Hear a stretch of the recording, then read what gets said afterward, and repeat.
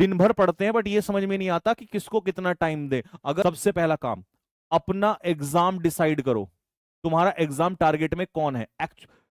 देने तो सारे ही हैं बट कोई तो होगा जिसके तुम अभी कर रहे हो तैयारी, या जो एक एक एग्जाम जरूर माइंड में होता है। जैसे मान लो किसी बच्चे ने ये देखा कि भाई मैं तैयारी सीपीओ की कर रहा हूं, सीपीओ एसआई की कर रहा हूं, अब स्ट्रेटजी वीडियोस देखने लग जाएगा, पता नहीं किस क्या बता रखी है सीजीएल की, उसको लगता है तो एसएससी नहीं। तुम्हारे एग्जाम में डिमांड क्या है वो सोचो। भाई सीपीओ की तैयारी कर रहा है तो तुझे यहां पर पता है प्री में 4 सब्जेक्ट आते हैं, मेंस में केवल इंग्लिश आती है।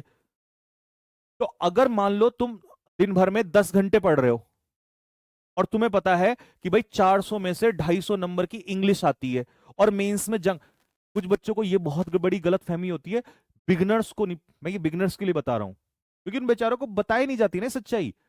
उनको ये लगता है कि भाई मेंस की तैयारी तो मेंस पे होती है, कुछ नहीं होती मेंस की तैयारी मेंस पे। मेंस की तैयारी शुरू से ही चलती है, लास्ट के 1 महीने में तो मॉक टेस्ट लगते हैं और जो पढ़ा हुआ होता है ब्रश रिवाइज किया जाता है। तो ये निकाल दो दिमाग से, मेंस की तैयारी, मेंस की तैयारी तो 1-1.5 महीना मिलता है और उस 1-1.5 महीने में आपको टाइम है, जो पढ़ा हुआ उसको रिवीजन होता है। तो आपको पता है कि भाई 250 नंबर की इंग्लिश पढ़नी है, 50 नंबर की जीएस है, 50 की रीजनिंग है, 50 की इंग्लिश है और 50 का मैथ्स है। तो जिस सब्जेक्ट के 250 क्वेश्चन है, 250 नंबर है, जिसके दम पे ही पेपर सबसे ज्यादा निकलेगा, तो यार एक सीधी सी बात है ना कि 10 में से मुझे कितना, तुम बताओ, तुम ही बताओ कितना देना चाहिए।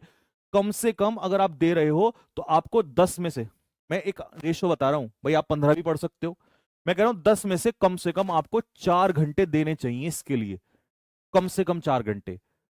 लेकिन अब इसमें भी एक अलग कैटेगरी है। किसी बच्चे ने मान लो इंग्लिश मीडियम का है, देखो अब तुम्हें लगेगा कि यार ये आदमी बहुत जेन्युइन बात बता रहा है, कोई बच्चा इंग्लिश मीडियम का है और वो बच्चा कह रहा है मेरी इंग्लिश ठीक है, बहुत अच्छी नहीं है, तैयारी कर रहा हूं पर ठीक है, हाँ पीछे से बैकग्राउंड में ठीक है, तो उसे 4 घंटे देने की जरूरत नहीं है। वो कह रहा है जी मेरा तो मैथ्स बहुत कमजोर है, और मैथ्स रोल प्ले करेगा क्योंकि 50 क्वेश्चन है और रीजनिंग ज्यादातर की दिक्कत नहीं होती, रीजनिंग कवर ही कर लेते हैं। तो उसे मैं कहता हूं मैथ्स में भले ही चाहे मेंस में ना हो, लेकिन प्री तो मैटर करेगा ना। नंबर नहीं आए मैथ्स में, खराब हो गया तो मिलेगी नहीं पोस्ट जल्दी से। तो उसे 4 घंटे मैथ्स देना चाहिए, चाहे इंग्लिश के 2 घंटे कर दे। ये बात कोई नहीं बोलेगा, अपने सब्जेक्ट को लोग ऊपर ही दिखाते हैं। बट मैं कह रहा हूं कि अगर मान लो तुम्हारा इंग्लिश अच्छा है, ठीक है, तुम्हारा इंग्लिश अच्छा है, तो तुम इंग्लिश को 2 ही दे दो फिर, पर देना जरूर क्योंकि उसका रोल है बहुत बड़ा। मैथ्स को 4 घंटे दो, जब तुम्हें लगे 3 महीने दे के बहुत अच्छा हो गया है और तुम्हें पता है इसका रोल भी है, आगे चल के रोल आएगा, तो इसको थोड़ा सा टाइम और बढ़ा दो। ठीक है, तो बात यह है कि कोई भी स्ट्रेटजी सब लोगों पे लागू नहीं होती है भाई, इसमें तो फंस रहे हम लोग। इंपॉर्टेंट यह है सबसे पहला क्या करना है, एग्जाम, जो मेरा टारगेट है, उस एग्जाम में मेरी क्या स्ट्रेंथ है। कोई तो अच्छा होगा, कोई खराब होगा, जो अच्छा है उसका टाइम अलग, जो खराब है उसको टाइम थोड़ा ज्यादा दो। समझ में आ रही है? जैसे रीजनिंग है, अच्छी है, क्यों टाइम दे रहे हो, 4-4 घंटे पढ़ रहे हो बेकार में, प्रैक्टिस करो उसकी, सीधा क्वेश्चंस लगाओ।